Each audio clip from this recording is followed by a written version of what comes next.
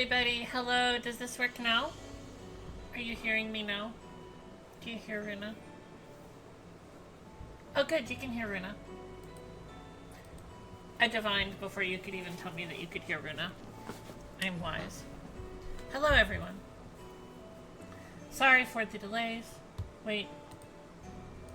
Yes. Sorry for the delays. And we'll go ahead and get started shortly. So I don't remember how much you all heard. Anyway, I was saying that we are continuing our Natsu Yasumi in our summer break, but not our Natsu Yasumi as in the ship, because I don't even know if Kaya and Yasumi even interact, and that's not a thing in the game, and it'd be just slightly less, it'd only be slightly less weird than Shoko and Kaya, but anyway, to also give you a little tidbit about like the design ethic that went into this game, because I think that this one detail tells you so much about this game and how they expected players to interact with it. When I booted up the game today, Shoko narrated on the title screen to me, the player, that it was Natsu's birthday, that it's Kaya's birthday, and I should wish her a happy birthday. So I think that is a really fascinating design choice that tells you a whole lot about the like thoughts that went into this game and the way they expected players to sort of like interact with it. And also this is just like, you know, like this is a staple of a lot of games, but nowadays I'd say that you most often only see that on like live service mobile games, whereas in like 20 years ago, I think 15-20 years ago, it was much more common on games like this, I think. But still, I don't know if I've encountered very often a character upon startup of a game telling you, the player, that it is a different character's birthday today.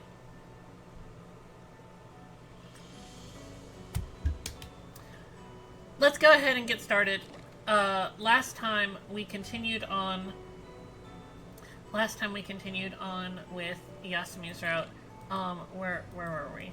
I'm pretty sure my computer hasn't frozen too badly. There we go. Okay. Come on, Aoi Shiro. Please don't. It's causing me some difficulties. Okay. Here we go. Alright. So, for those of you who were not here with us last time, we continued on in Yasumi's route.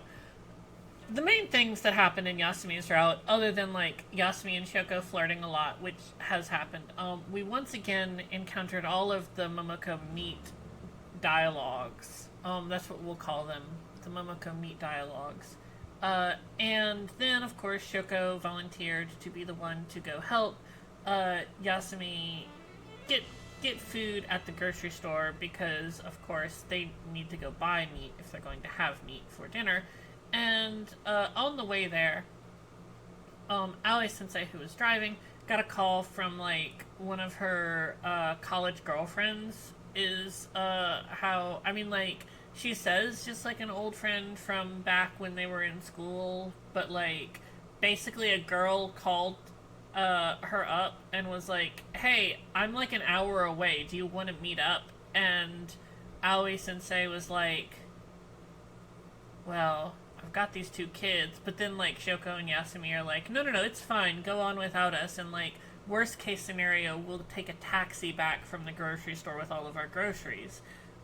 So they are very supportive of their teacher going off to like, I guess, hook up with a woman in an hour away. I mean, like, also reconnect with a friend, but like I'm making this into a lesbian rendezvous. So let's go ahead and resume there as we get to the grocery store.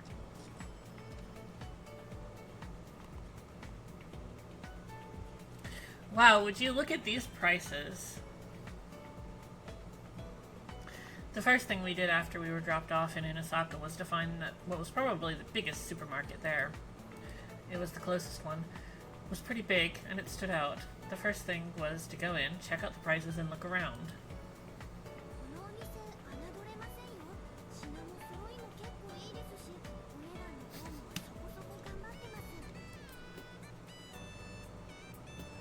It seems that the prices were reasonably low. Supermarkets that bought and sold large amounts of goods could keep their prices low enough to make individual owners cry. Thank you, Shoko, for...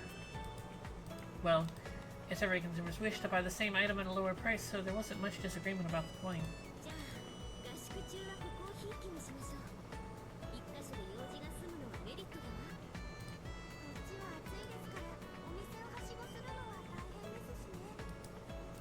The cool air in the store made me narrow my eyes. The biggest plus might be that you don't need to step outside the store to get almost all the shopping done.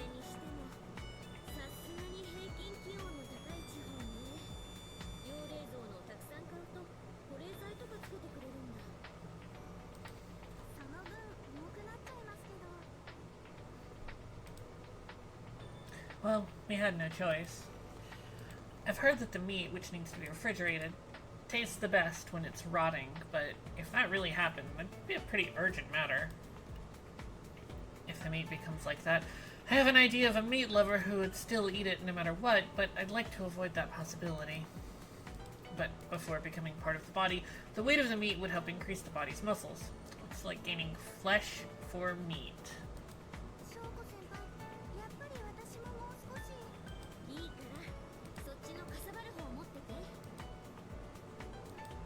There were a rather large amount of snacks on the list, but they didn't weigh much and I stuffed them in the bag.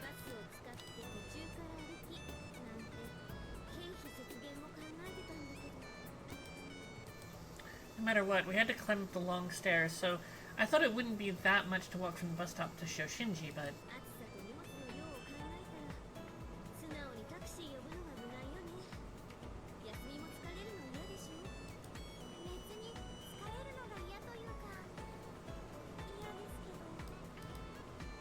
Well, it was an expected answer.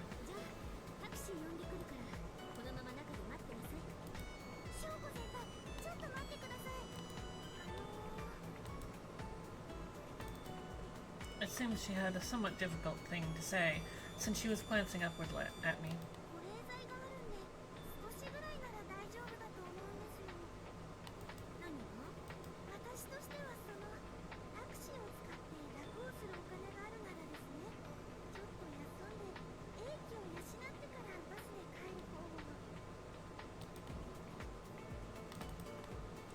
It seems it was something like that.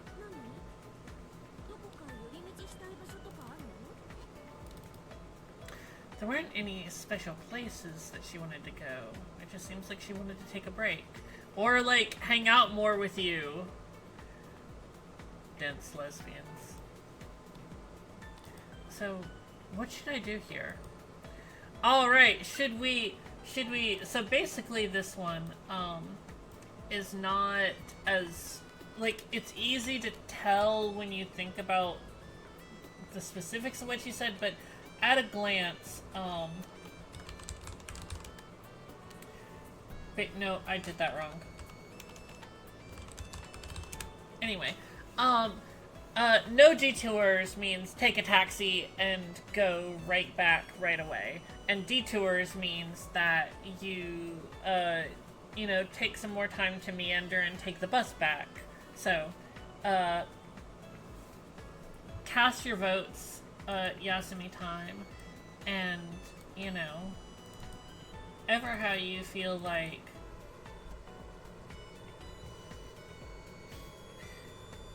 the great thing about this game is that, like, we'll get a run of several choices in a row that both matter a lot and are very obvious about, like, what each choice leads to. Like, is this the choice that furthers us along the route? Is this a choice that does not do that? Is this a choice that doesn't really matter or doesn't impact anything? And then there will be a choice that seems like it should like seems like it should go further onto Yasumi's route, and then it will completely not. It will go to a completely different route. But you know, we are on day 2. So wait, are we on day 2? Or are we on day 3?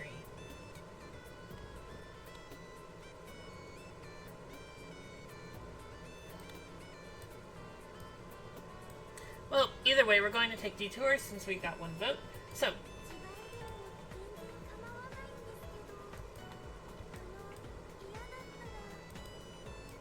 the longer I pondered, the more half-hearted Yasumi's expression became. Jeez, good grief. Before my thinking became a mess, I lapsed into silence and stopped talking as if it had never happened.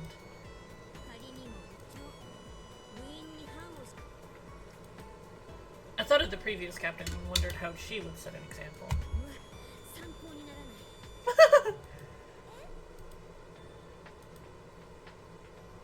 She was a person with a lot of charisma, but I wasn't sure if she was a proper example to follow.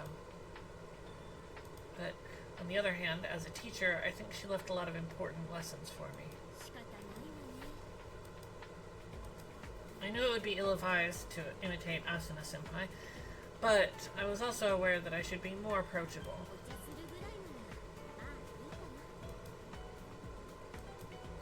Going shopping was our task, but originally this was free time, so I could be a little bit more tolerant. And also Yasumi, the manager, was working until this late, so I was wondering if I should give her some sort of reward. Since we were thrifty, we should have enough funds left over, but I plan to use my own money anyway. We started looking for a shop, but we didn't find one. We didn't know the way around since it was our first time here, plus we had more luggage than a housewife normally would carry. Going into a fashionable cafe seemed a bit too much. Though, if we really had to, there were a number of shops, but if we were only half-heartedly wanting to enter them, then it was a little bit hard. If any place was really okay, then there were shops with a low threshold, but since we came all the way to Osaka, we should pick somewhere else, but first let me ask Yasumi's opinion.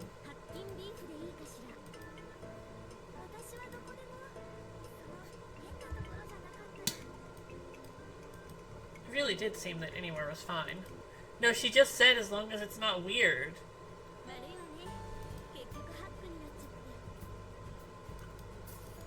Haku refers to Hakim Beef Burger.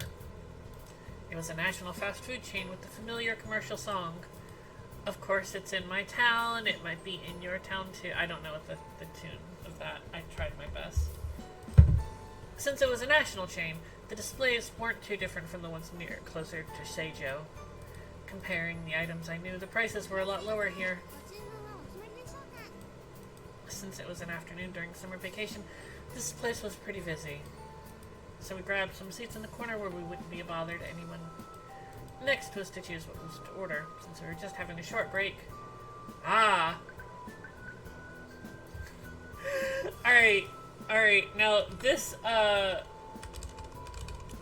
it will surprise you to know that this also matters. What you pick here does, it's not like pivotal, I don't think, but it does influence the ending. So, do we want to order a liver burger, the limited Urashima burger, or polar bear shaved ice? And I will also, make a save, because, like I said, this does actually... I don't think it'd push us over the edge if we picked the, like, one that wasn't the optimal one, but, you know. So, okay. We've got 1 vote for Polar Bear Shaved Ice, 1 vote for the limited Urashima burger. Any other votes gonna come in? Anybody else? Anybody aggressively want to stack votes in the favor of their chosen candidate? No, Vector. It's okay. Just think with your heart. which one you want to choose.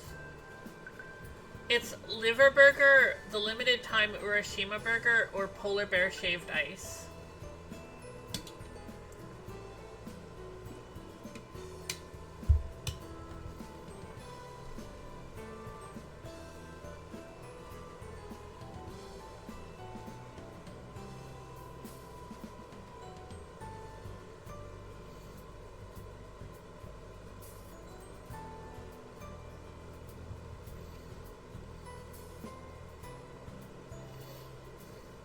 Yep.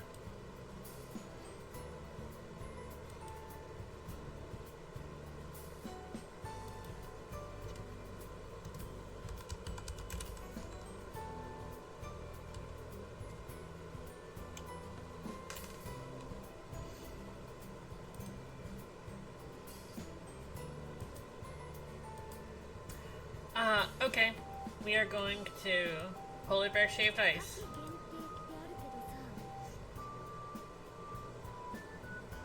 By the way, the liver burger is the one that gives the most points for the Yasumi route.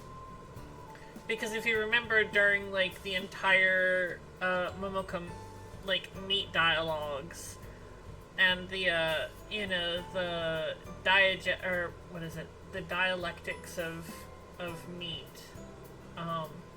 Anyway, there was something about, like, yes, liver is the most health conscious of meats, and so eating that lets you talk to Yasumi about health food.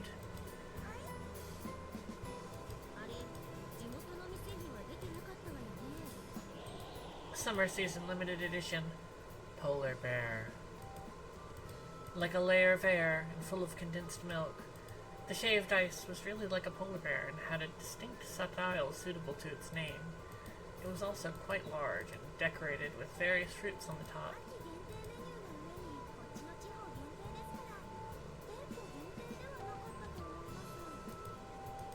As expected of Yasumi, who had a guidebook to prepare beforehand.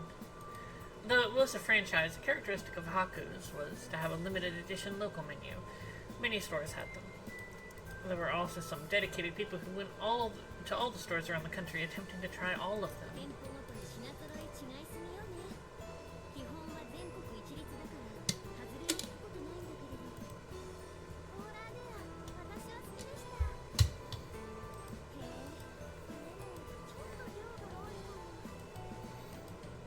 It's true that this might be a little bit too much for Yasumi to eat alone, since this is a foreign company. The basic menu consisted of large patties and buns, but it seems that these items were pretty large too.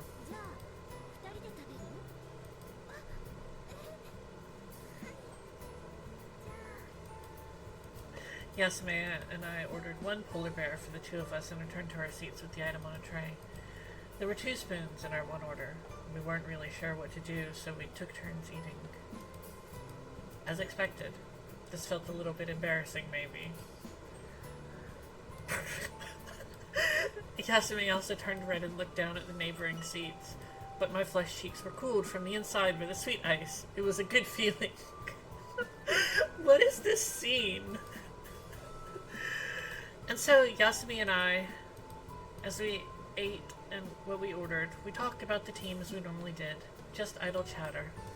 I was normally more reticent, but whether it was because of the trip or because of the other person here with me, words didn't stop flowing.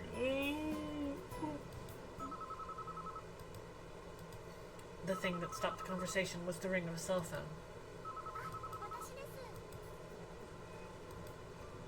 There was a rustle as she searched through her bag. Yasumi stopped the ringing and put the phone to her ear. 8 or 9 times out of 10, it was probably Momoko. She probably wanted to break down of what we bought, a status from Sensei, or to add something on the list from someone. Well, it would be a higher probability than 8 times out of 10.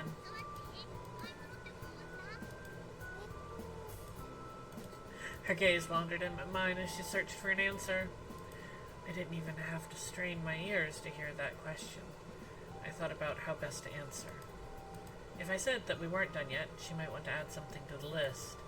If I said that we were done, and it was revealed that we were taking our time, she might tell us to come back quickly. That might be a bit of a pity. So I mentally prepared myself for something to be added to the list. I answered about like that. Whether it was because Yasumi's answer was the same or no, she gave a little abashed smile and said the words in her own voice over the phone.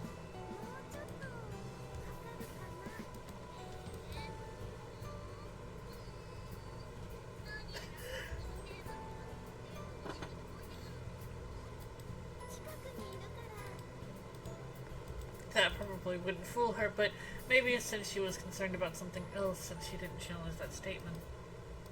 In exchange, the item that Momoko asked for was... whether I could say it was expected or not, something got added to the list. But what was added was not for Momoko herself, or even on behalf of someone else.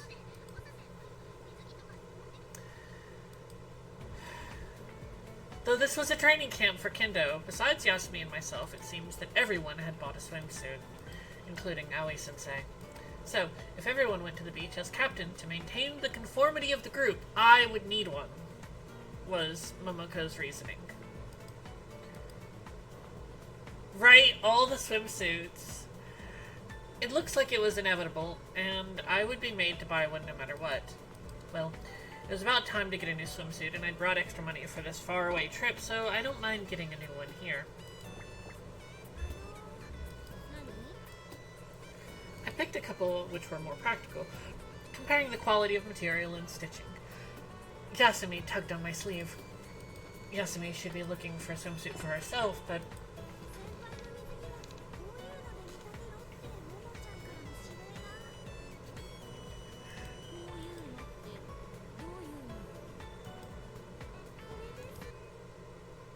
I don't.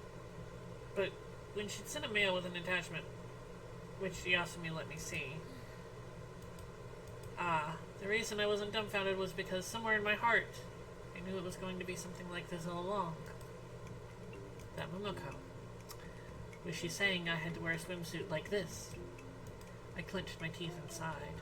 I calmed down and read the text of the message.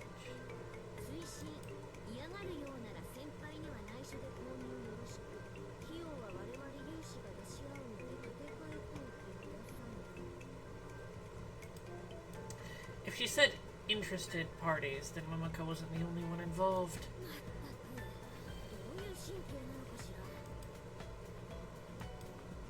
Was it so fun to see someone wear this swimsuit that they'd even use their own money to pay for it? No, Shoko, this isn't hazing. They're not hazing you. They're gay. Maybe this swimsuit was going to be used for some sort of punishment game.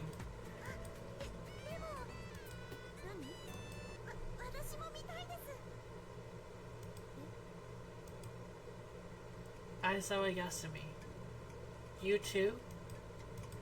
But seeing Yasumi's face, red and earnest expression, I didn't think she was trying to make a joke out of this or tease me. What could it mean?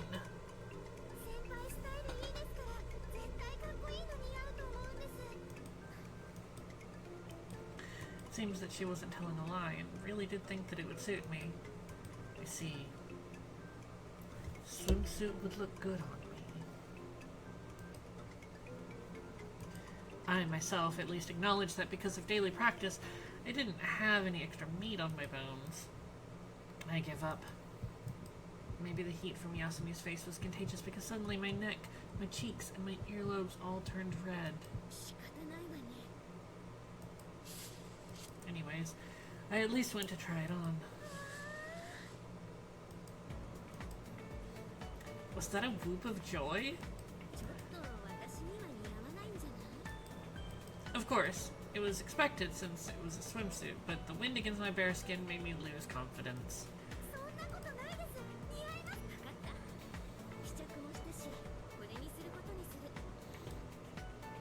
Since I know that she wasn't teasing me, it didn't make me feel that weird that she was praising me so highly.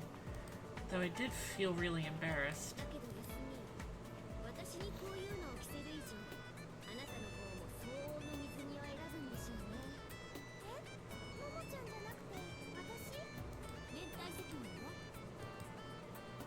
if Yasumi weren't here, I never would have picked that swimsuit. Since it would be for me, I would have rejected their conditions. The reason I bought the swimsuit was...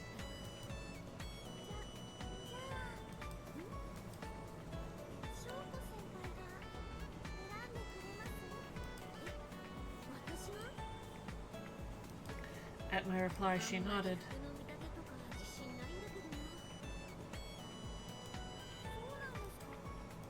I didn't pay attention to whether clothes were a gift or a souvenir.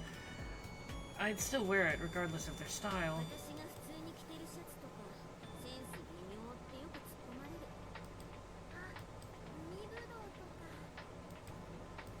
It was a souvenir from down south. I used a shirt in place of pajamas, and it had something like that written across the chest. I was confused for a while as to what I should say. Yasumi, who was silent, had a faint smile on her face.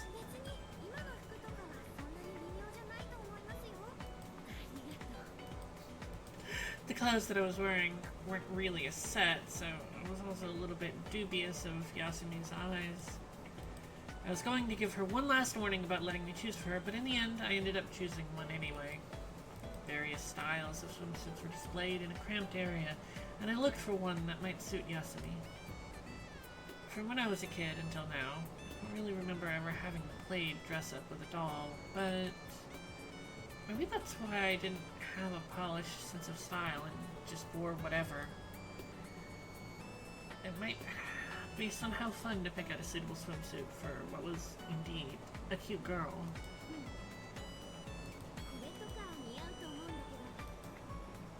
Alright! We're getting so many choices this time. Alright, so, we get to pick a swimsuit for Yasumi. If you remember what she was wearing in the CG from the beach in Mikiwa's route, like, forget that from your mind. This is a completely different route that has no bearing on what she will get here. And our choices are pink frilly flower bikini, refreshing blue A-line one piece, or a teeny weeny itsy bitsy yellow polka dot bikini, or orange polka dot bikini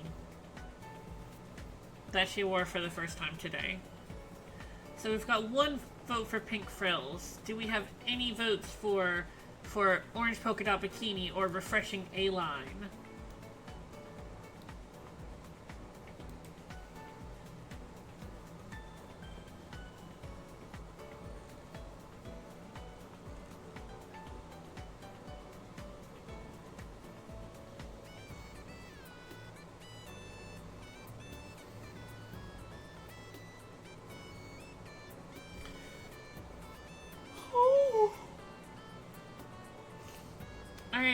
Alright, pink frilly flower bikini, going once, going twice. We are going with the pink frilly flower bikini.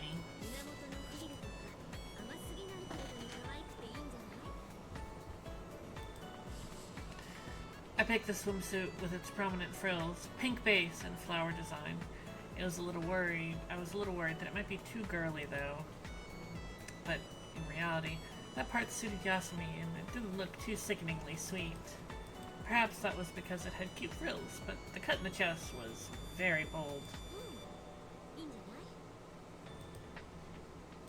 I nodded and received a bashful smile in return.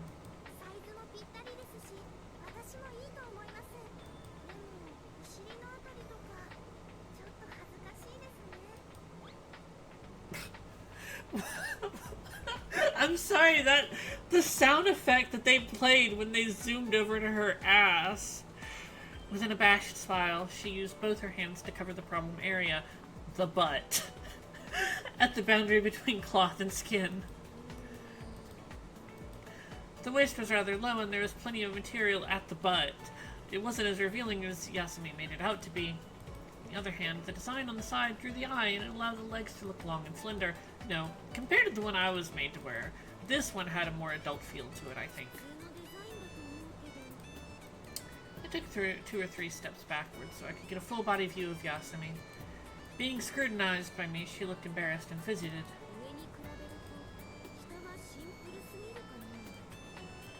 Her hair was long and wavy, so along with the frills on her chest, the top half might have too much volume.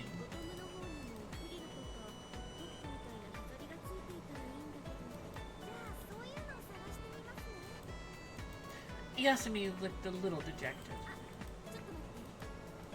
If there was something like that, then the bottom part Yasumi was concerned about would also be solved, I think.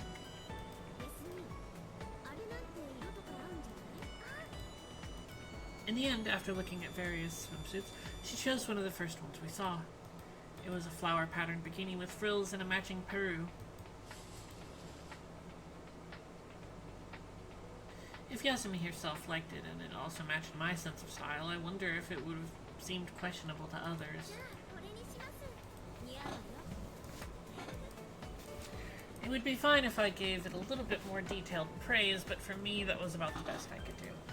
But it seems like she didn't feel uncomfortable with that praise. She gave it a bashed smile, and at that, my own cheeks warmed up. At that moment, I felt a strange presence.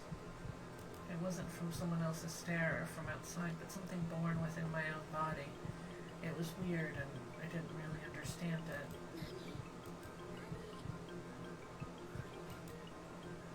After my whisper, Yasumi's voice made me turn around. Yasumi's skin, which just earlier had been light pink like a sakura flower, was now white as frost. As if they couldn't support the weight of her body, her knees buckled. Her legs put up a good fight to try and keep their balance, but in the end, they failed her. Just in the nick of time, I frantically caught her as Yasumi suddenly collapsed. In my arms, Yasumi felt soft, but completely cold. As if the body in my arms wanted to recover its lost warmth, it shivered, but it seems that even that was hard to do, so she eventually stopped.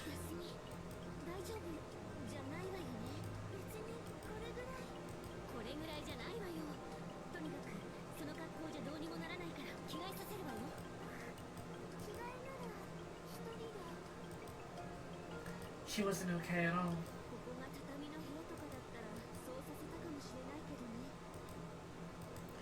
I was uneasy about letting her change alone while she was standing up. I went into the changing room and helped Yasumi change her swimsuit, and then I paid for the two of us and hailed a taxi outside.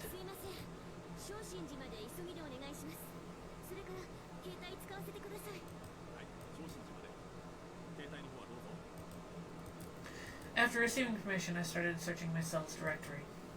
Searching for group. Seijo Academy Kendo Team. The group was in syllable order. Wait, fuck. I just fucked up reading letters of the alphabet. AIUEO. Yes. Kakikukeko. Lali Lilelo. Okay. That's the order. Excluding the current person, Aizawa Yasumi and Aoi Hanako, who hadn't returned to the temple, the first person there was Akita Momoko.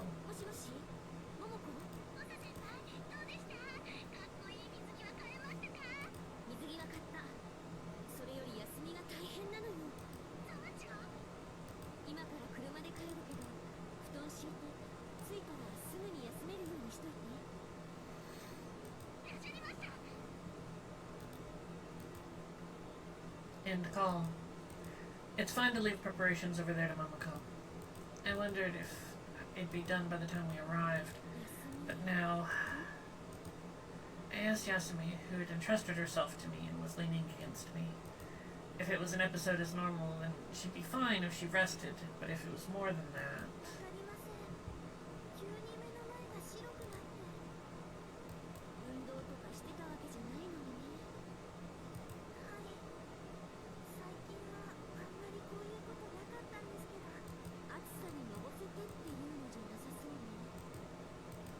The store was air-conditioned.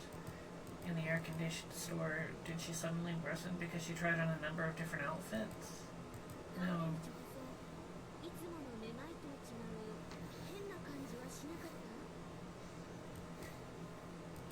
Immediately before Yasumi collapsed, I'd felt a strange presence myself.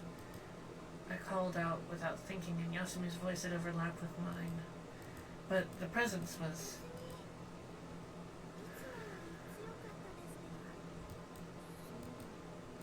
That presence... Was I the only one that felt it?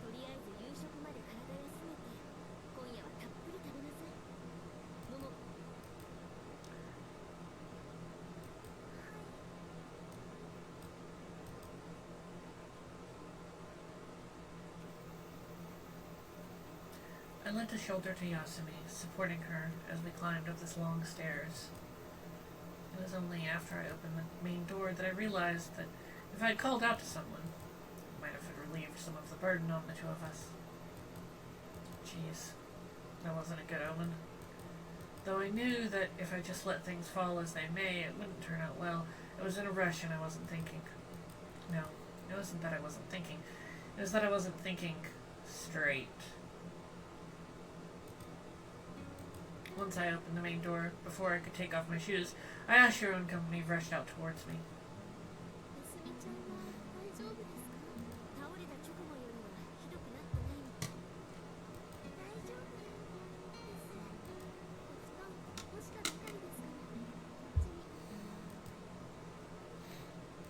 Yasumi didn't have any strength, but she didn't want others to worry, so she gave a small smile. I asked Shiro to return the smile and walk down the hall. It seems like everything was taken care of. No, there was still something left unfinished. On the opposite side was Momoko, who looked as if she wanted to lend a shoulder to Yasumi. This was a good chance to direct her to do something.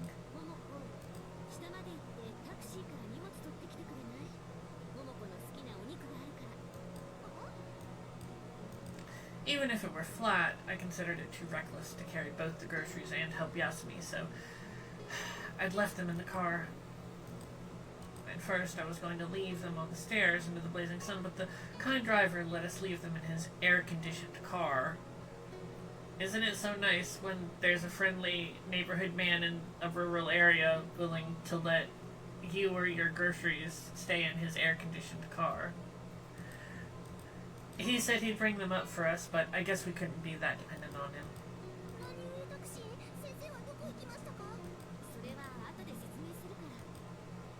It was natural for her to wonder about that, but since it'd take some time to explain, I had left it for later.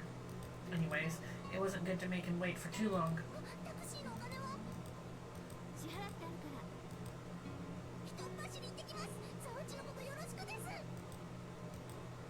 Soon after, Momoko's footsteps disappeared, and we arrived at the room with the futon. If she was going to rest, she might as well be comfortable, so I helped her change into her pajamas. Now, everything should be done. I finally noticed the small girl. She'd always been there, but had been tottering around behind Ayashiro. Since no one paid attention to her, for a moment I thought I was the only one that could see her. This was an old temple, and she looked like the description of what Ayashiro saw this morning. It didn't seem like an ordinary girl. Her skin was colorless, like if she was raised deep within the ocean. Her hair was the same, and it wasn't bound, but freely flowing. She had white, pale skin and long, wavy white hair. Oh, could it be?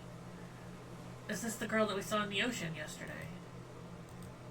That had been important, but the reason I'd forgotten was because Yasumi's situation was more urgent, is what I'd like to think at least. The girl, who'd been soundly sleeping, seems to have woken while Yasumi and I were shopping. So, is this what you call one rapidly sink? One rapid sink. Oh, a rapid like a river rapid. One rapid sinks and another rapid rises. I didn't know if she knew Yasumi was the first one to find her, but she kept staring at her and reached out with one small white hand towards her face. Sliding her hand across the curve of her cheek caused Yasumi's eyes to flutter open. Shiro grabbed the hand that was patting Yasumi's cheek with a gentle reproach.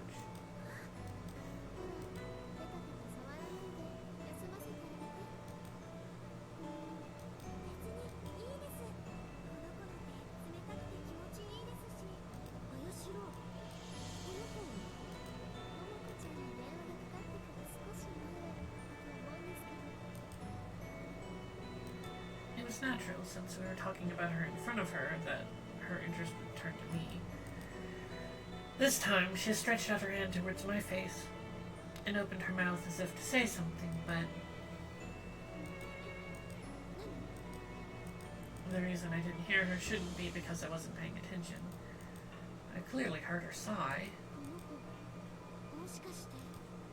I avoided saying that she couldn't talk, but as if that were the most likely answer, Ayashiro nodded.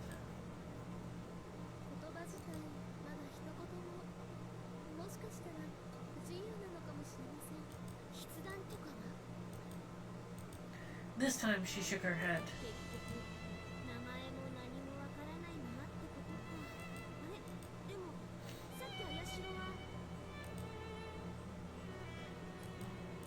She definitely called this girl by a name. That's right, I think it was... Huh? For a moment, my heart swelled. But it was only for a moment.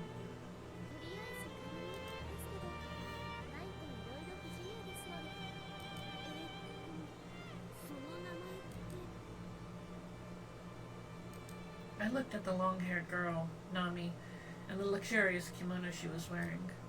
It was like a flared skirt below the belt with a wavy hem, so on top of being traditional, it looked quite comfortable. The blue-white base color was refreshing. The sleeves were accentuated with cute red goldfish as well. Akiko-san liked the kimonos, so I was used to seeing plain, ordinary ones, but it was novel to see something so ornate. It was probably the pattern, but the impression that kimono gave was... Why did I let out a deep sigh?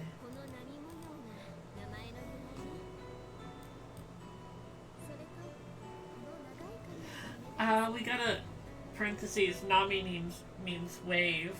This truly was the era of Keikaku means plan.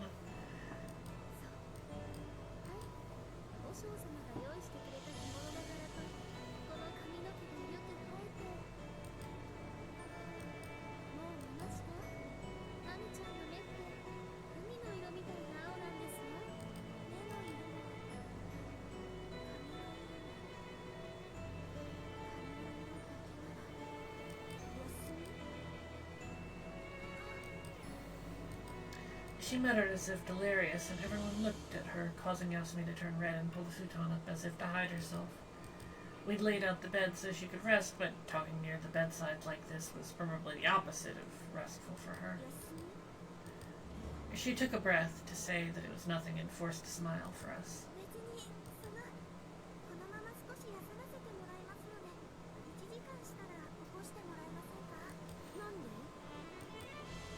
If she were going to rest, why for only about an hour?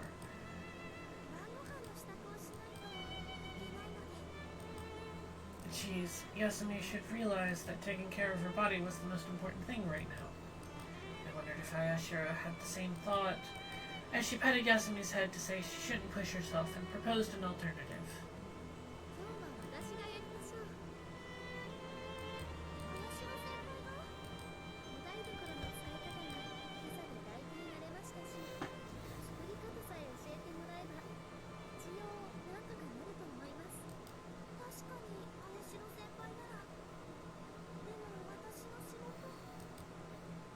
Yasumi was the type that was comforted by being able to show her own worth, by being useful to the team. Jeez. It's true that Yasumi was already useful. If not, she'd already be... This time, I put my hand on her head and gently stroked her soft hair. Since she was from a single-mother household, maybe she was used to working hard, but she should also remember that she can rely on others.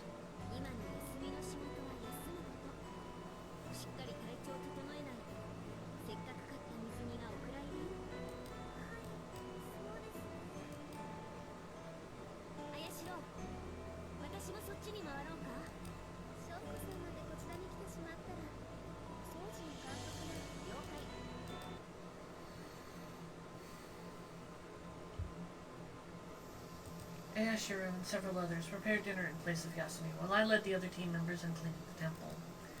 Since we'd stayed there the whole day, I had several people clean inside, but I myself was in charge of the outside.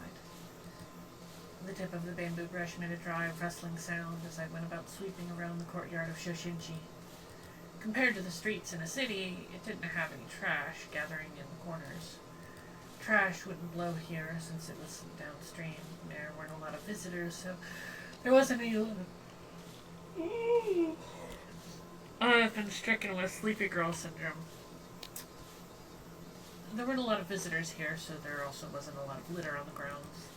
Of course, there shouldn't be any misguided person on the team that would just litter casually. As I swept towards the mountains, I noticed the temple lived up to the origin of its name, as there were white salaflowers all around it. The summer tsubaki flowers only lived for one day and held their shape as they fell to the ground. I thought of the transience of life as I saw them. The pure color of the flowers was bathed in the light of the setting sun. I thought of white skin, flushed from sickness. The lonely sound of the bell was heard. Though I'd been pondering, my body continued to work, and I had swept the road in front of the main temple, all the way to the bell altar.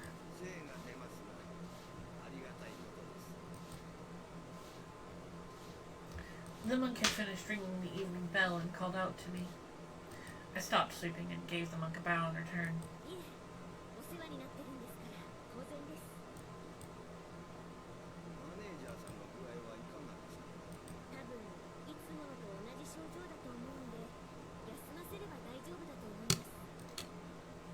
As the monk gave a broad smile, he reached out his hand and stroked his luxurious beard once.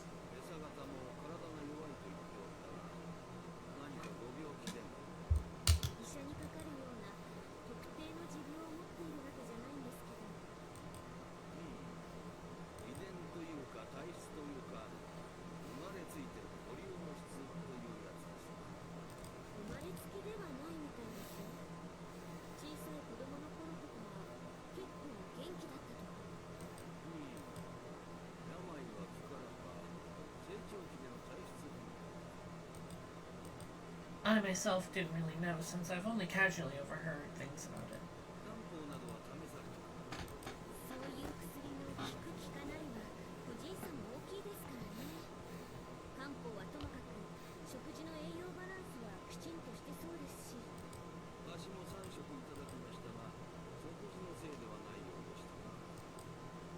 She doesn't eat too much, but she also doesn't eat too little, and she properly does eat regularly every day. Like this. There was no other choice but to say that it was her physical makeup. If so, then I couldn't really think of any good way to help her.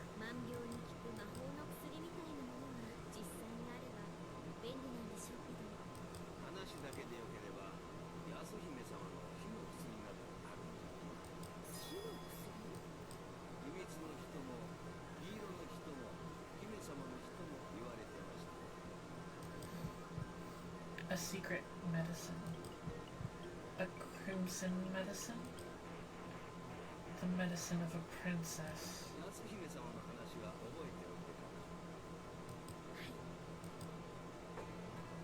It was the old tale of a traveling nun with a mysterious power who went around healing the sick of Hiroshima. A tale where the source of the calamity, born from an Onikin's hatred, Motamu, was sealed within a tsubaki by an immortal girl. The source of the mysterious power might have been from mermaid flesh or something else.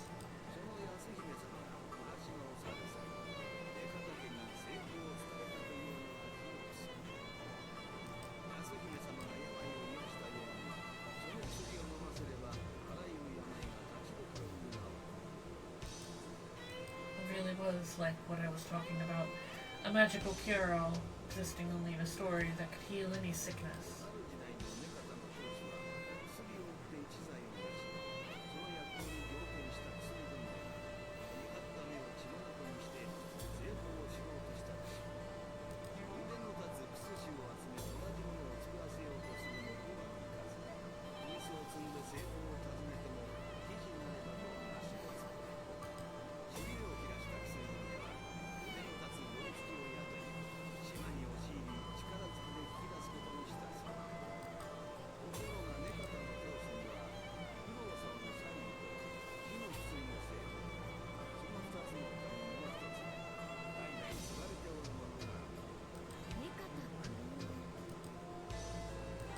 nodded in affirmation.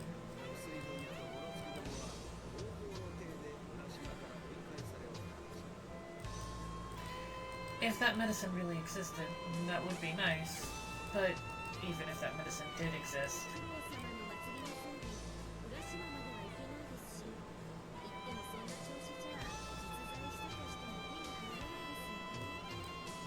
so in the end, it was really of no practical use.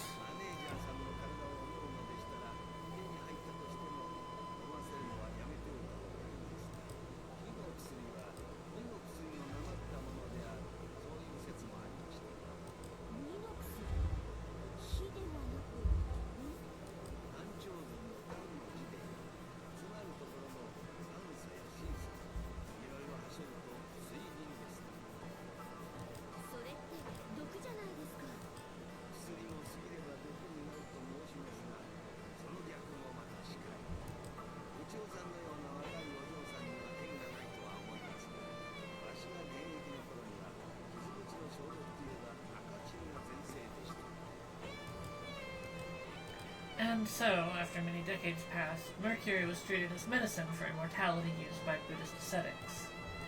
Maybe mermaid flesh is also a metaphor for that sort of medicine.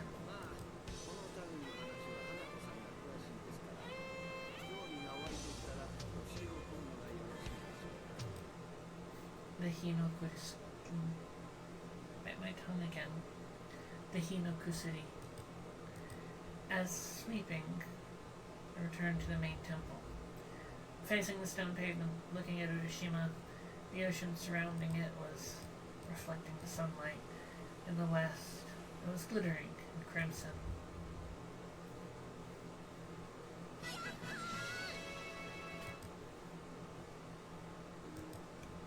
Nami looked at Momoko, who had raised up her hands with a questioning look, raising both of them in the bonsai position.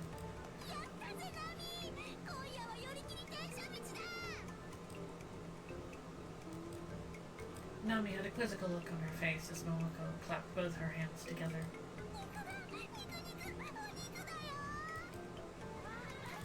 Like that grand display suggested, tonight's main dish was the meat that Momoko so eagerly anticipated. Whether it was due to the fervent speech about curry this morning or not, tonight was pork, and the region's special kurubuta even. The meal was the simple cold pork shabu, where the lean meat was boiled, drained, and then cooled.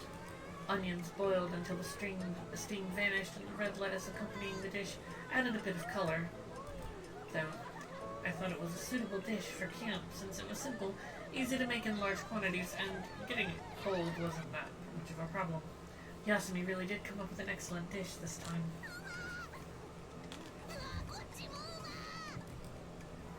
Since the cooking time was pretty short, effort was put into making the dipping sauces.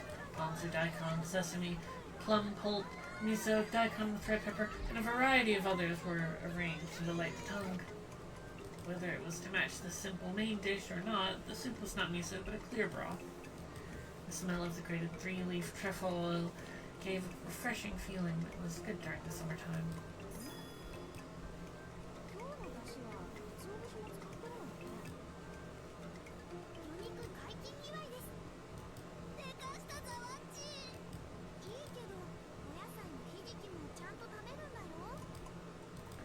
The vegetarian dish, hijiki, was in small bowls and supplemented in plenty what the main dish lacked, iron, calcium, and fiber. As expected of Yasumi, she thought of how to balance the nutrition here, too.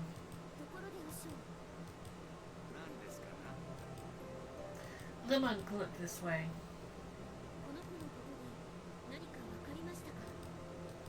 She was devoted to chewing meat that Yasumi had put in a small dish for her.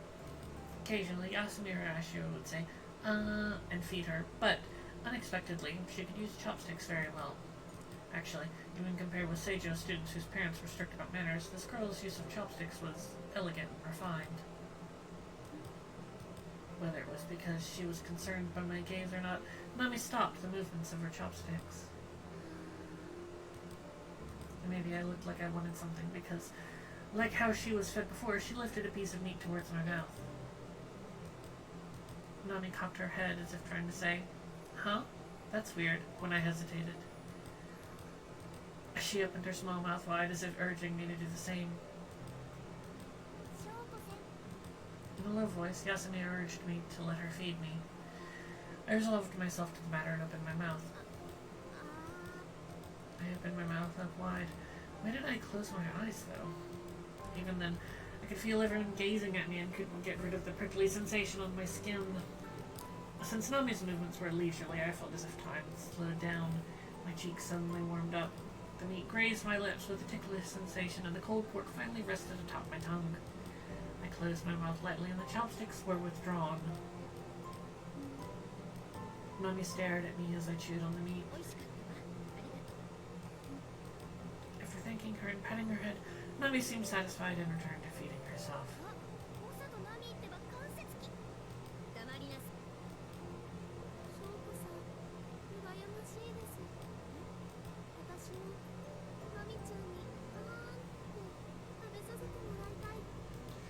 Shiro said something that could be unexpected, but also probably wasn't. Of course, I don't remember looking at her like that in particular.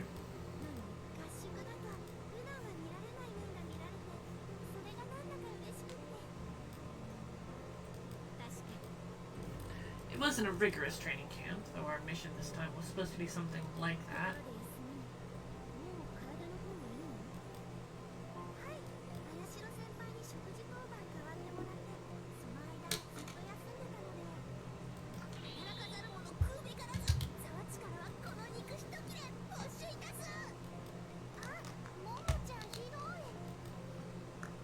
She said that while smiling, so I wonder if she was just used to this exchange. They were more relaxed with each other than even family would be, and I was a little bit envious of their relationship. Momoko, who had been stuffing herself with meat, soon became full and raised her fist, starting to justify her actions.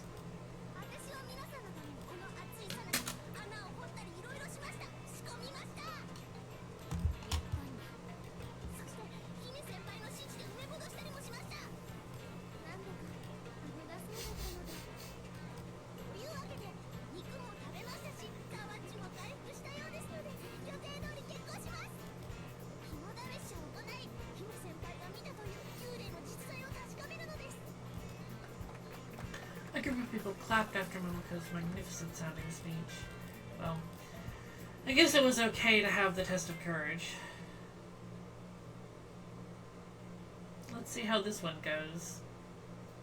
You remember what happened last time? After cleaning up from the meal, the schedule said that it was time to take baths in turns and then head to bed. Today was the test of courage, but it was still counted as our free time. Shinai in hand, I went to the courtyard to practice swinging. After getting sweaty, I deemed it time for a bath, headed into my room to change.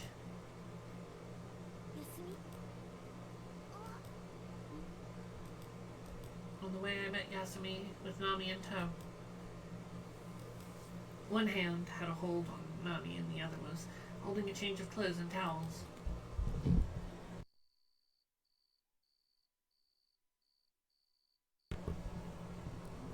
Sorry, I sneezed. It seems the two of them were heading to baths. As I was returning from working up a sweat in the courtyard, Yasumi asked me,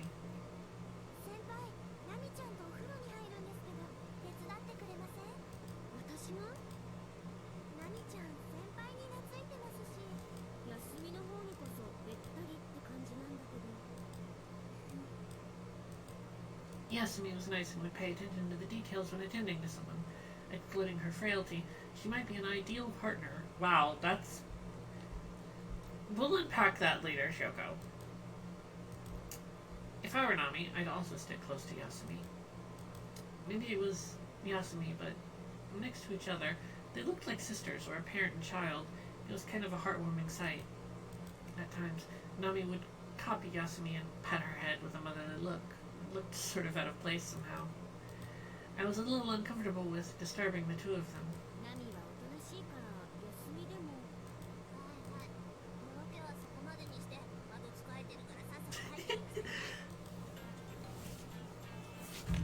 The person who interrupted me was Momoko, staring at us. When did she get here?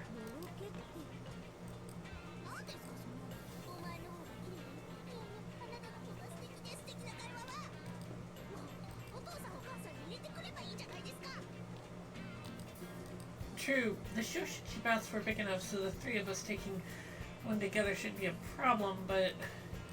Ah, I get it. Momoko, who is Yasumi's self-appointed guardian and with her all day, was worried about just the two of them using the baths together. It takes an unexpected amount of stamina to take a bath, and Yasumi might have a rush of blood to her head and collapse. If that happened, Nami, who couldn't talk, wouldn't be able to yell for help, and it would make one uneasy. No, Shoko, this is not my Momoko. Shoko's such a protagonist, right? Like, I know that it's not uncommon for protagonists to be, like, a little bit dense in romance games, dating sims in general, but I do feel like Shoko is maybe one of the most oblivious protagonists. But then if that's the case, if Yasumi was Nami's guardian, then what about Momoko, who was Yasumi's self-appointed guardian?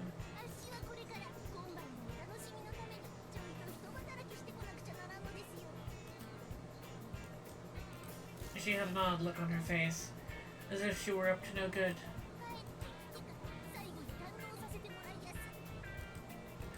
I don't really mind this test of courage, but why is Momoko taking it this far?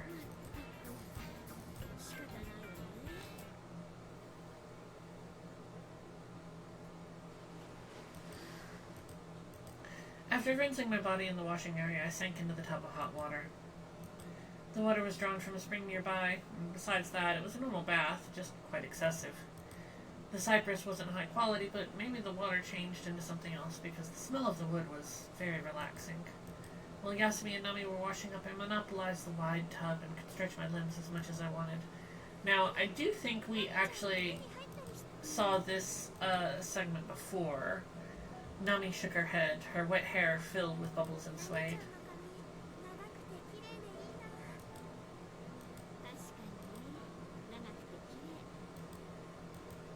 It was like the hair of a princess from the Heian age. It was an uncommon length. It was long enough to drag on the floor, and it would be completely spread out on a bed. I wondered why having such long hair wasn't painful at all.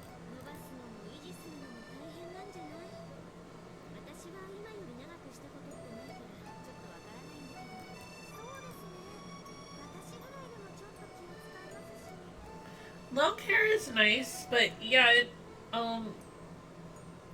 I feel like it takes exponentially longer to take care of and brush your hair as it grows out. You know? At a certain point, it definitely feels like it's exponential. Of course, Yasumi's wasn't as long as Nami's, but Yasumi's hair was still pretty long. It was normally tied up, so her wavy hair didn't seem that long, but letting it all down to wash, it reached past the middle of her back. So that was probably why Yasumi was used to washing long hair, so Nami just sat absent-mindedly covered in bubbles.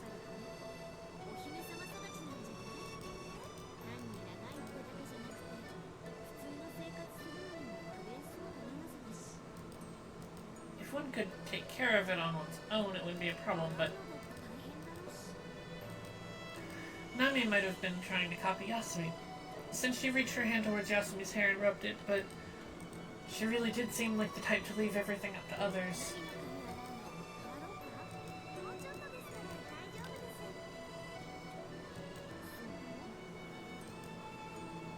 Then I'll leave it up to Yasumi.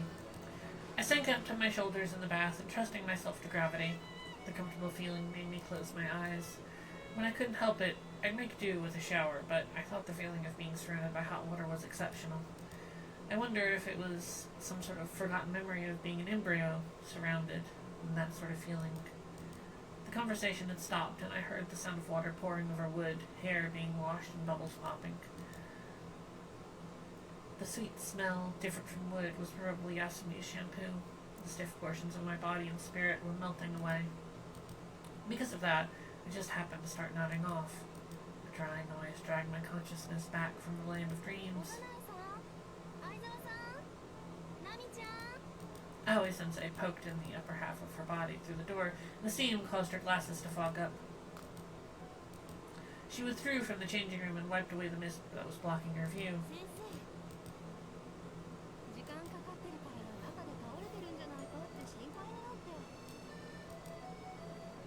It seems she went to our rooms to look for us, but heard that we were in the baths. And then it seems that she came to visit again and heard that we still hadn't come back, so she came to check on us.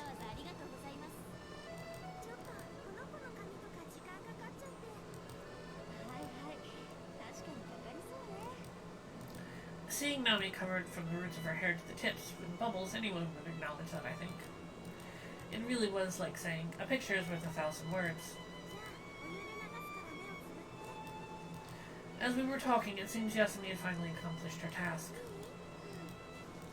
With an ordinary bucket, she poured water on top of Nami's head. The water ran along her back, making her hair flow. Once it stopped, her hair clung to her. Twice, 3 times. As carefully as her hair was washed, it would just as carefully be rinsed. At first the bubbles were as if they had flowed down a waterway, but they eventually popped and disappeared. Yasumi put the bucket down and patted Nami's head. Nami's eyes opened and she stretched her small hands towards Yasumi. She grasped a strand of hair near Yasumi's shoulder.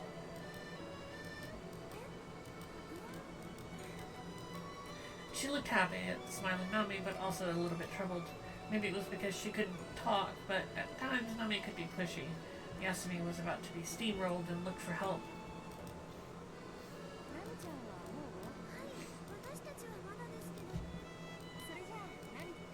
Aoi-sensei was the one that offered help. From the half-open door, she opened a bath towel and beckoned. Since her hair was long, it would also take a long time to dry, and Aoi-sensei decided to take up that task. Sensei's hair was also rather long, so she should have some knowledge about this, I think.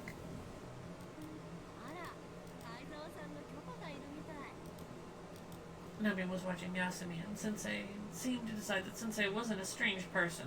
Aoi-sensei gave a strained laugh. In the end, urged by Yasumi, Nami headed towards Sensei.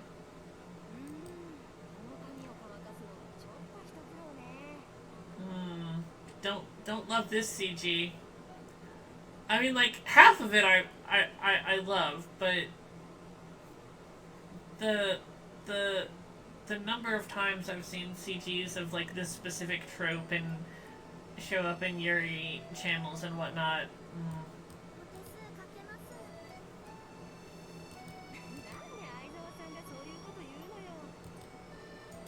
It was natural that Yasumi was caring of Nami, since Nami was the most attached to her and Yasumi was good at it, but Yasumi didn't have to bear all the burden alone, and I wish that she could rely on others a little bit more.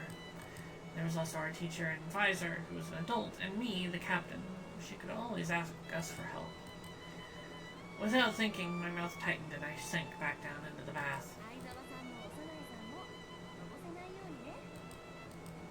She may have been thinking the same thing. Looking at the smiling Aoi-sensei, I thought she really was quite adult-like. The sliding door closed with a dry sound. I wondered if Nami's hair was being dried as I faintly heard the sound of the dryer. It does hurt me sometimes when people just, like, have super long hair and they wash it, like, every day and use a dryer every day. I'm like, how are you keeping your hair nice and lustrous? That seems like it would be a whole lot to put your hair through. Anyway, Yasumi and I relaxed a bit in the large bathtub.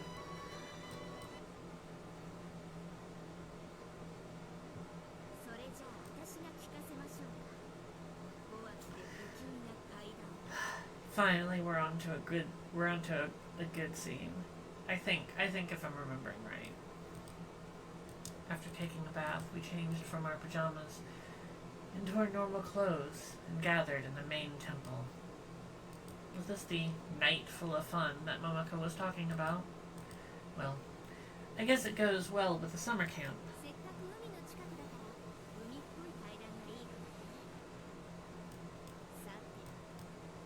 Mikiwa kept silent for a moment as the gaze of everyone around her and the circle fixed upon her. Momoko made an appropriate atmosphere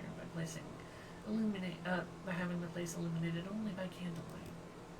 A faint wind blew across the small flames, making the shadows flicker around us. Past where the flames illuminated, the shadows crept from the four corners of the temple and melted into one. Migiwa's voice melted into that darkness and made a slight echo. Perhaps the spacious room made it seem like there was something there. After that echo died, Migiwa confirmed that everyone was a little nervous and began quietly talking.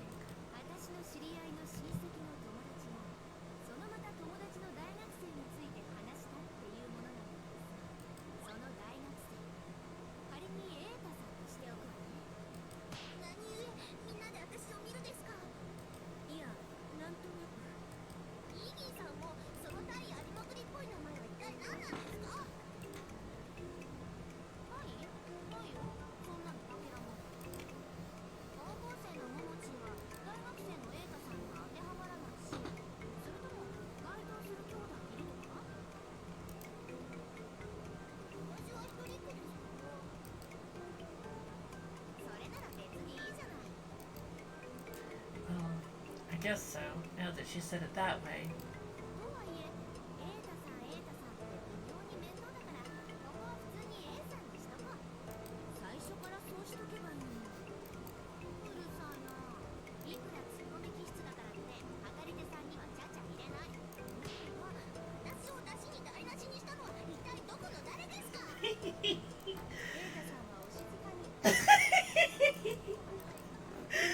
As expected, if Sensei gave the order, even Momoko would withdraw. With a can of beer in one hand and wearing sweats, she didn't look like a dignified mentor at all here. Migiwa started talking again.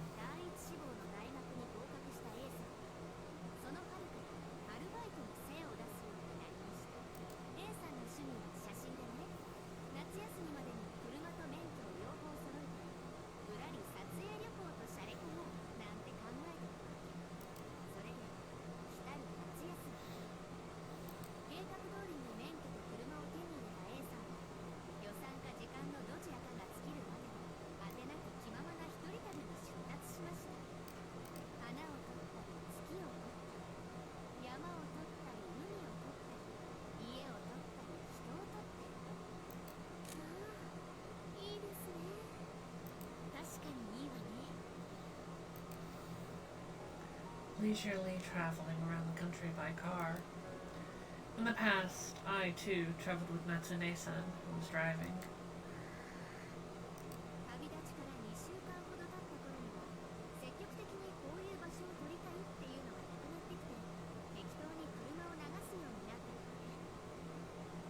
Yeah, it does seem like having to kneel on a hard wooden floor. I mean, like, your posture has to be perfect, but even still, like, I've never been able to do it for very long without my feet going to sleep. Although I've heard that sometimes doing those sorts of things, like, so that your feet go to sleep, is part of the point, so that, like, people are more likely to be unsteady or, like, shifting and fidgeting around and things like that.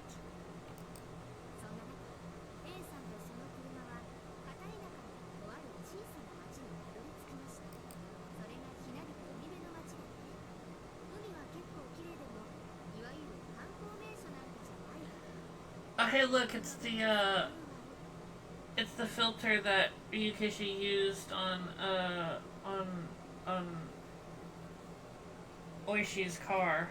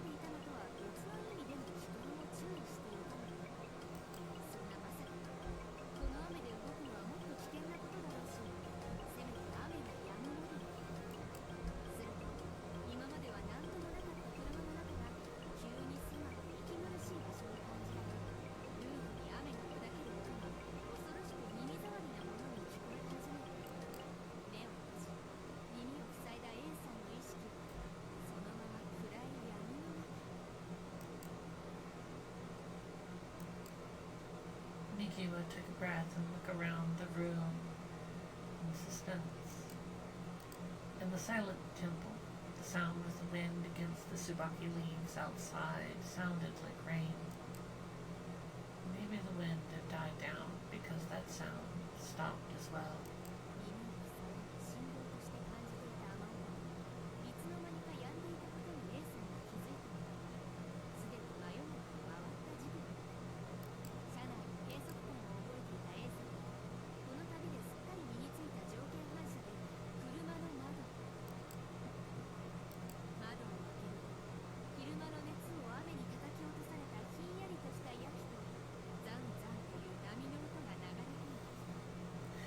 Listen, Oyashiro-sama is about to get him, though.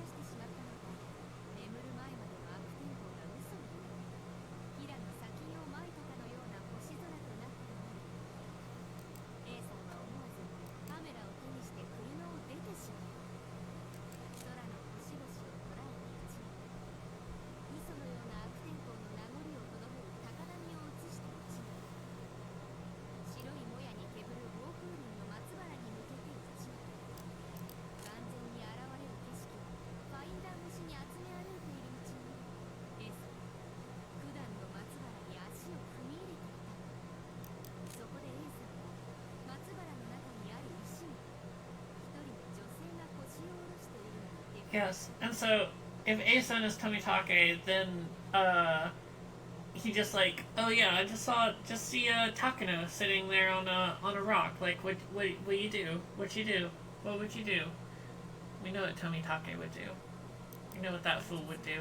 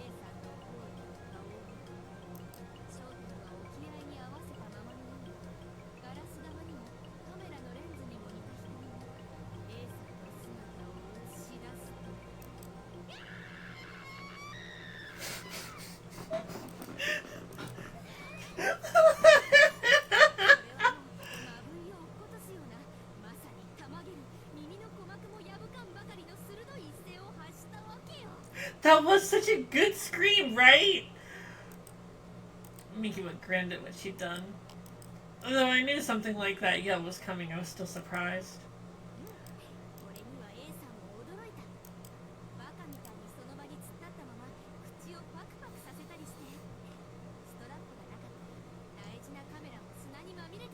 Remember this, everyone. If not for the strap, his precious camera would have been covered with sand. And then Migiwa's voice returned to the way that it was before.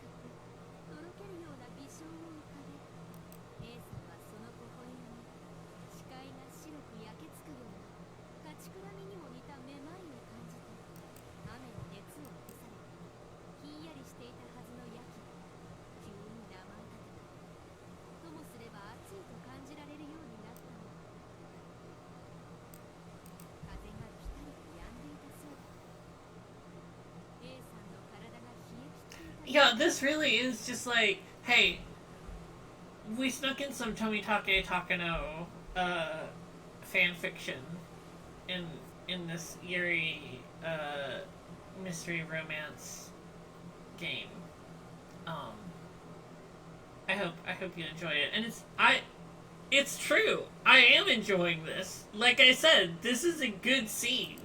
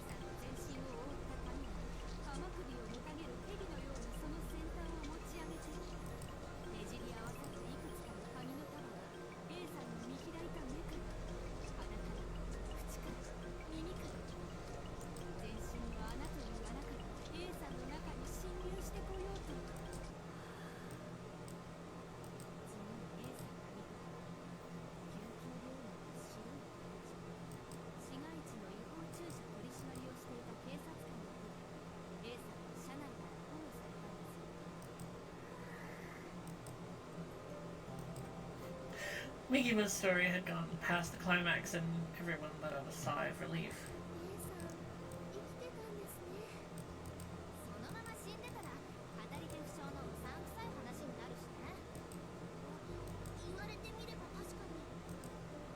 No, no.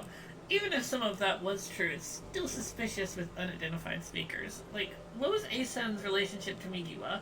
We have no idea. And then Mikiwa's story moved on to what happened afterwards.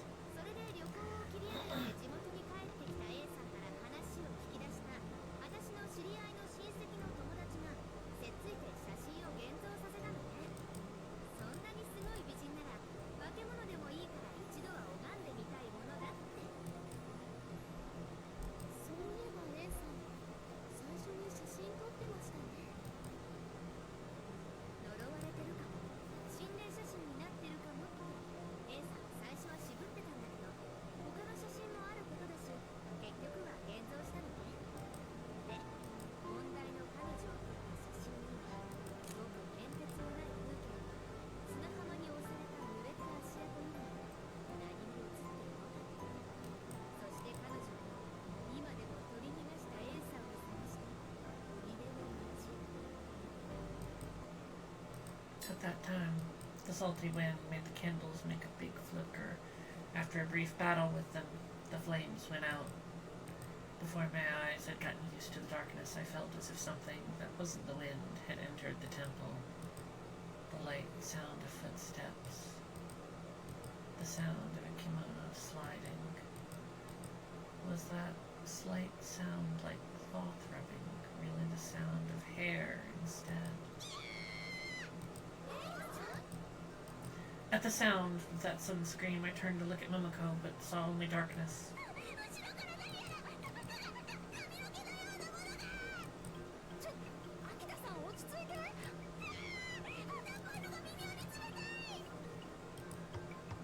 I couldn't see, but I could tell that Momoko was making a ruckus by the rush of air around us. And then there was a sudden attack to the left side of my head. For an instant, the world went white. When that faded, the darkness was even darker than before. It wasn't a 90% chance. I asserted that it was Momoko, sitting next to me, who got agitated me and hit me with her head. Jeez. Is this what the saying, "to see stars" feels like? That Momoko and her rock-hard skull. And maybe the sudden attack on my head caused it to swirl, but because I felt dizzy. For some reason, I couldn't steady the upper half of my body, and I put my hand to the floor and felt something velvety. Was this the hair she was talking about? I heard someone impatiently trying to light a lighter. I wondered if it was Aoi-sensei. After the sparks went out several times, the lights were finally on, and the surrounding darkness dissipated. Momoko's features were really frozen. Behind her, long hair trickled as if trying to wrap around her.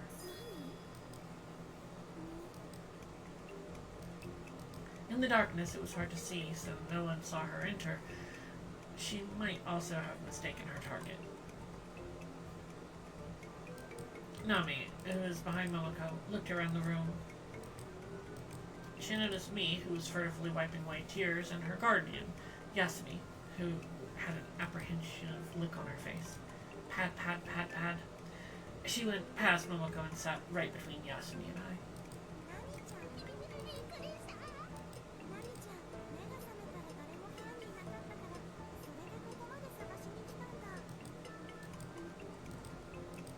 Nami nodded. After the bath, she fell asleep soon after.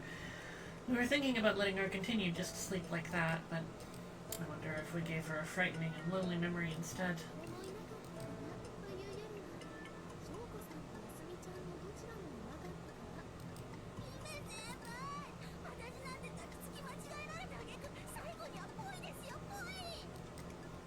I wonder if the excitement caused a rush of blood to her head, which had hit mine, because it seemed to be throbbing. With tears in her eyes, Momoko grabbed her own head and squatted down.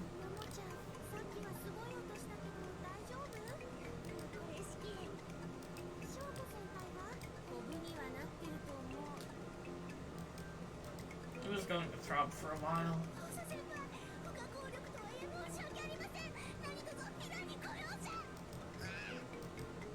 Momoko forcefully got down on her hands and knees, and this time she hit her forehead that had hit me on the ground.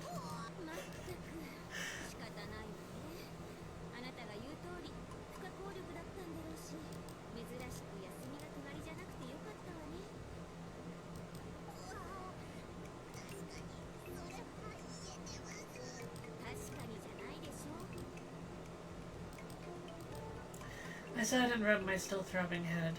From the side, Nami reached out a hand towards me.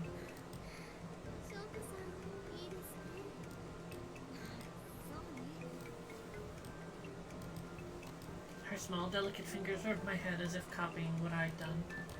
It was embarrassing, but her cool skin drew the heat from my throbbing head, and it felt nice.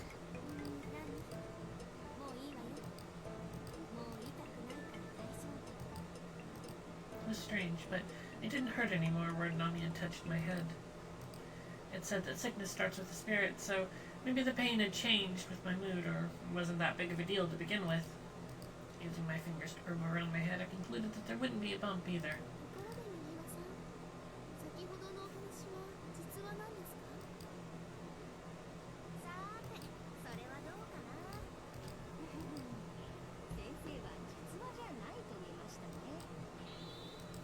As she swept the can of beer around in one hand, her eyes narrowed behind her glasses.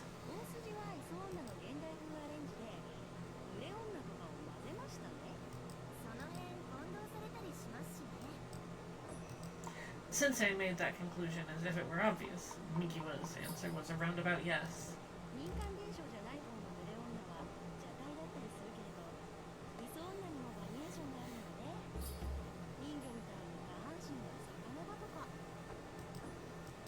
As expected, this was her hobby and also partially her job. But even for Sensei, it seemed that this was a little bit hard to analyze all the parts of the story.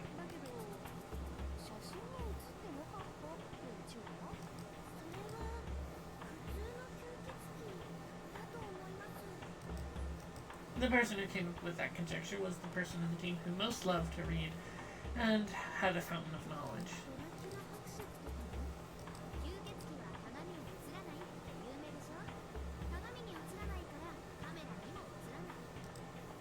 The camera uses a mirror only in the viewfinder, but whether it transfers to the film isn't really related.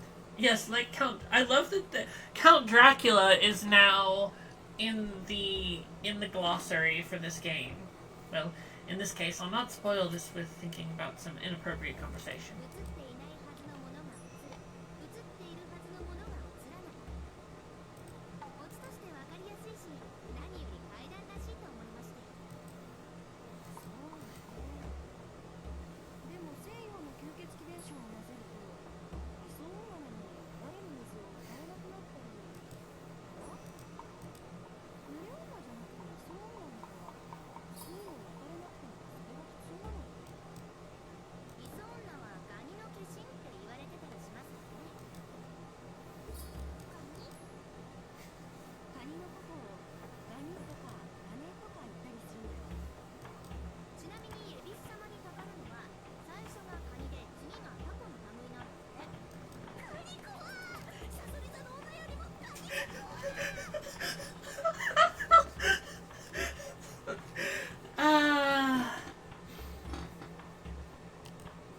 Momoko imagined a scene like what they were talking about and made a really frightened face as she let out a scream.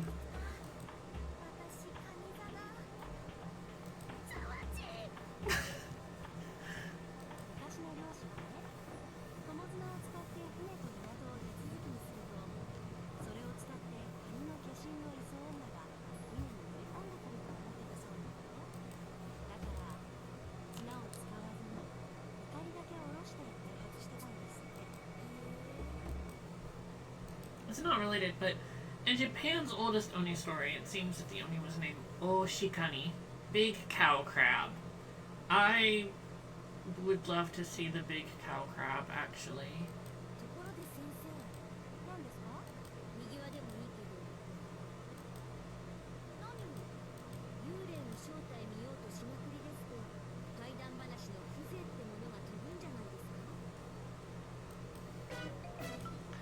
Like a concealed flower, or as silence is golden, in this world there were things to be gained by doing... Since it wasn't even her turn to talk. Oh no, oh, sleepy girl syndrome. Since it wasn't even her turn to talk, Aoi Sensei seemed to reflect on her conduct for interrupting with all of these superfluous details.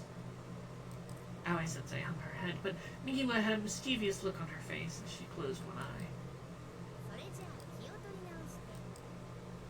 She looked around the room.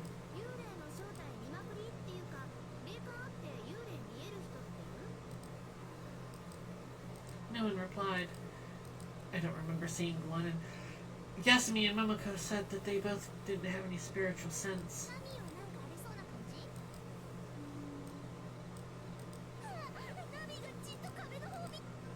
When cats and other animals stare at an empty space, it means their eyes are seeing spirits. Or at least I've heard things like that. The ghost was also used as a pretext for this test of courage. Ayashura, who saw nothing, looked fearfully at where Nami was looking. Hey, where's... Hey, Trundle? Hey, Trundle? Trundle, where are you? Trundle? Where's my daughter? I want to show you off to people since we're talking about cats seeing ghosts. Come here. Come here. It's trundle time. Hello, my girl. Thank you for letting me bother you for a bit. Oops. You're all tangled up. Here's a trundle. Trundle. Trundle. I have to properly support the trundle. Here's the trundle properly supported. Rawr.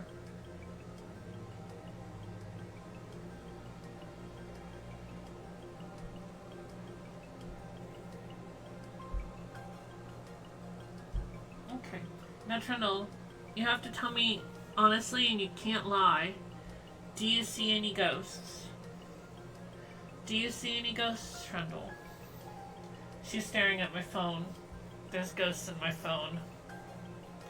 There's ghosts in my phone. Alright, Trundle. Are you gonna hang out here or... Oh, nope. Okay. Bye, and thank you for letting me bother you, Trundle. Alright. She swallowed and said in a shaky voice.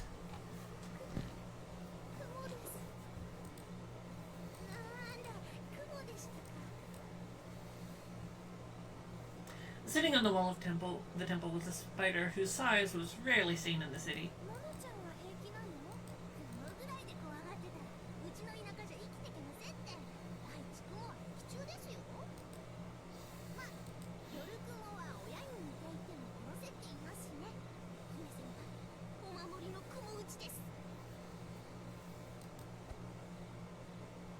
Momoko recommended the miraculous wooden sword made from the Tokusaki no Tsubaki that we borrowed from the monk to Ayashiro.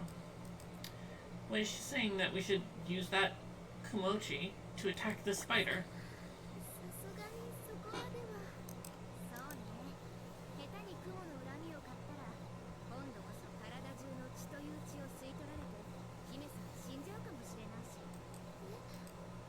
And those abrupt words were even more troubling words than what Momoko had said. Ayashiro, who declined using kumochi, froze. Whether she was joking or not, Migiwa narrowed her left eye and smirked. She gave the scared Ayashiro a sadistic look and continued.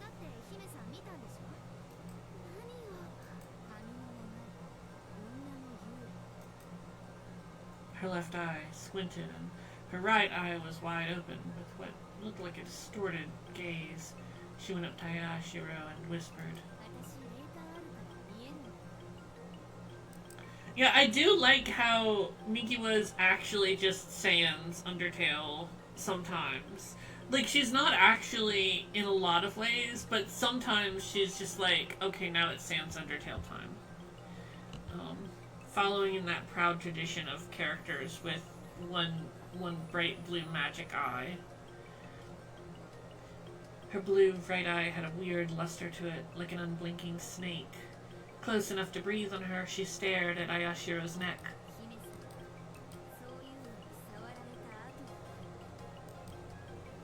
Migiwa loosened her expression. As if that freed her body, Ayashiro fell backwards and widened the distance between the two of them.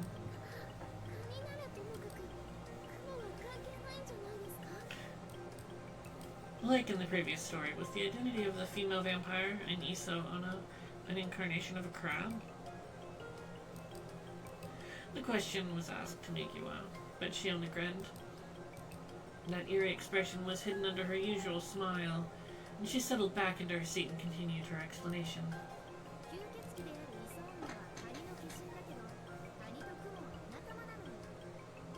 Please note this, spiders and crabs are friends.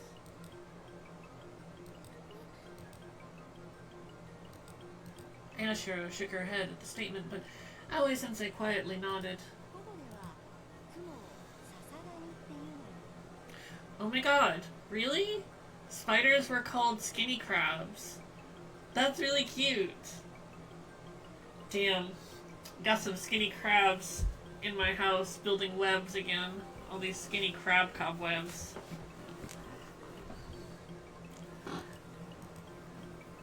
In biological science, they were completely different, but in the world governed by Kotodama, it seems that they were the same.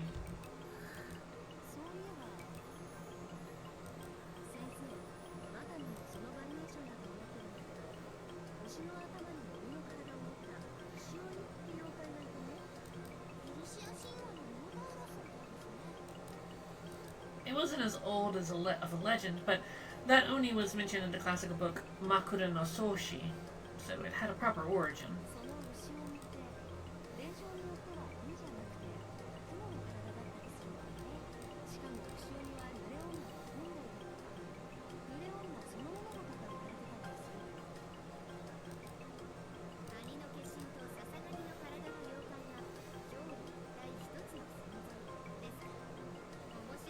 Hello, Lappy!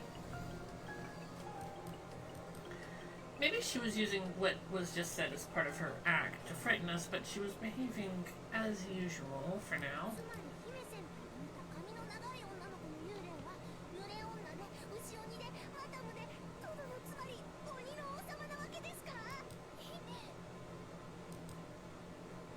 But the thing that frightened her to tears was Momoko's forceful conclusion.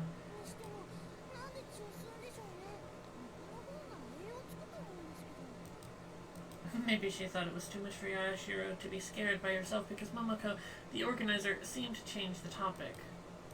And once again, it was about meat.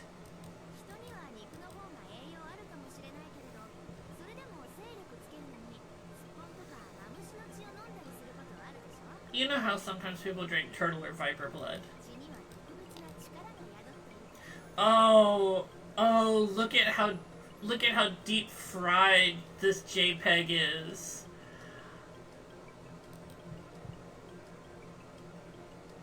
A special power.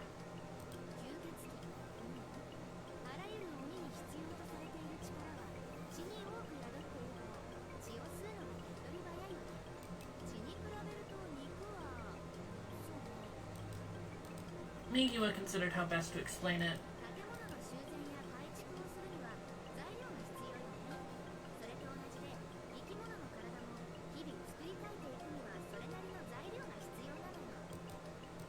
But it's not good to patch up wood with bamboo, so for construction, you need similar materials.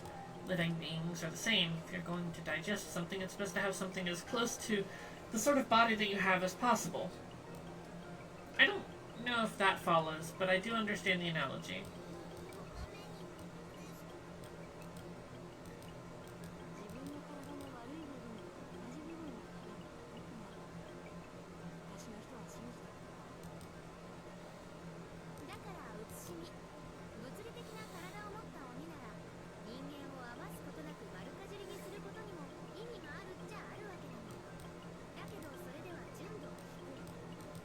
So she's saying that it's just not a very useful or efficient thing to do.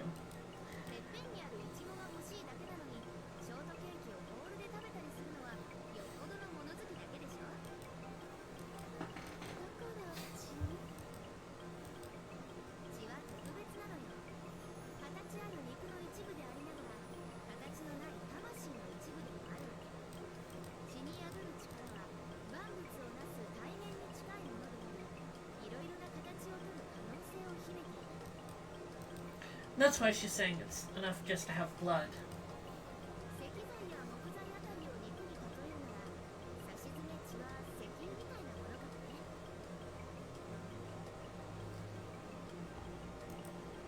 So, in a deck of cards, it'd be like the Joker, which has the ability to change into any card.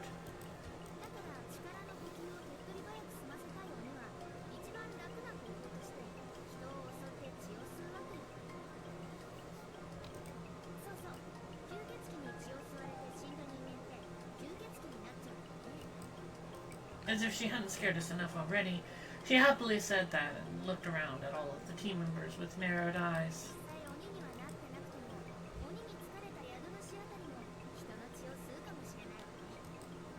So she's suggesting that anyone can become a puppet for a blood-sucking Oni.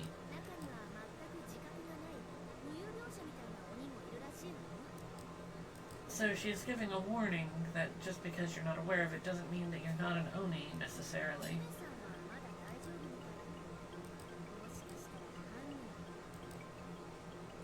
Among Us.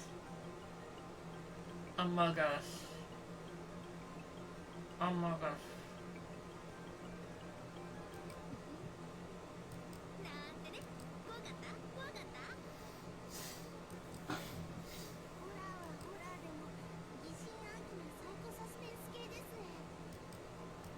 Like stories where everyone suspects everyone else and kills in order to not be killed, behaving like how the real criminal wants.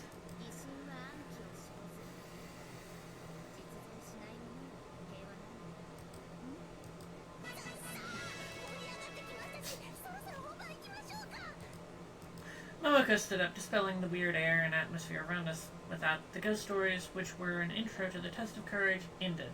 And with that, we are going to end our stream for this week. And I'm glad that we got to that scene because that part is really good. I think that might be the best ghost story scene. I don't remember. It's been 15 years. But that one is really really good.